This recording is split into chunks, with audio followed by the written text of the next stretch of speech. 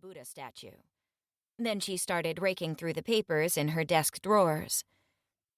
I have been trying to offer this suggestion to your legal guardian, but since he is so difficult to get in touch with, I will give it to you instead. She shot me another accusing glare. Be sure you pass it on to him. I cringed instinctively and managed to nod. She finally pulled a pamphlet out of a drawer and handed it to me. Davner's is a school for mentally unstable children like you. They take in students who can't function in normal society. It's a nice place. You'll like it. They'll keep you on the proper medications and give you the structure and constant attention you obviously require. You can make friends with other children who have the same issues you do.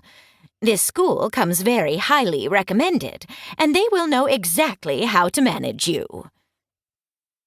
I carefully took the pamphlet from her, handling it as though it might be explosive.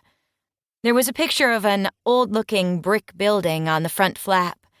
Inside there were lots of pictures of smiling nurses, pristinely clean classrooms, and happy-looking teenagers all hugging each other.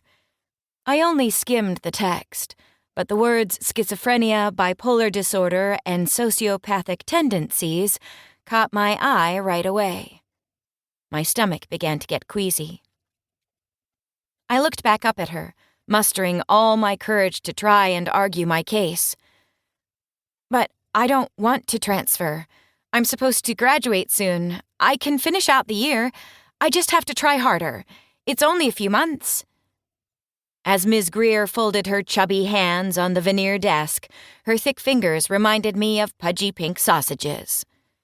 Well, to be perfectly honest, you are on everyone's last nerve. Here at St. Augustine's, we have standards. We have the highest test scores in the district. We are the most coveted private school in the city. Everyone else looks to us to set the bar, even when it comes to dealing with troubled students. I've already met with the rest of the faculty, and we are all in agreement that this is the best option for you. All the paperwork is in order. All we need is the signature of your legal guardian. What was his name? Ben? I looked up again only because of the distant flavor of sarcasm in her voice. She was grinning. It wasn't hard to imagine her with little horns and a pitchfork to match her evil smirk. I wasn't sure what she thought was going on, but I knew she didn't think Ben was real. Even I doubted his existence sometimes, so I could understand why she might think I was making him up. He was barely in my life at all. Just a spectator on the sidelines who stepped in every now and again when there was a problem I couldn't fix on my own. Beyond that, he was a shadow. Maybe that was why I felt so isolated. After my dad passed away in a house fire 3 years ago, I was completely alone in the world. I was 14 then, so I couldn't legally be left on my own. I didn't have any extended relatives, no uncles, cousins, or grandparents who could take me in. My mom had died when I was really little, and my older brother not long after that.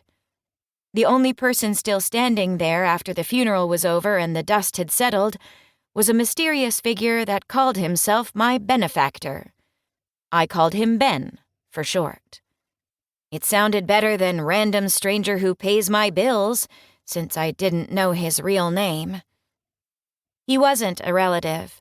In fact, I had never even seen his face.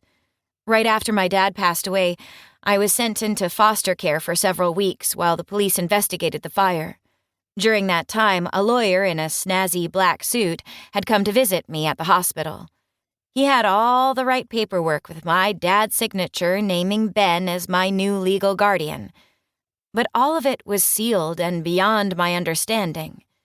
It was like something from a mob movie. Before I knew it, I was sitting in a fully furnished apartment with all that remained of my family's belongings that hadn't been burned to a crisp. I had a credit card in my wallet and an acceptance letter to an expensive private school called St. Augustine's. What else could a teenage girl ask for? Answers for start.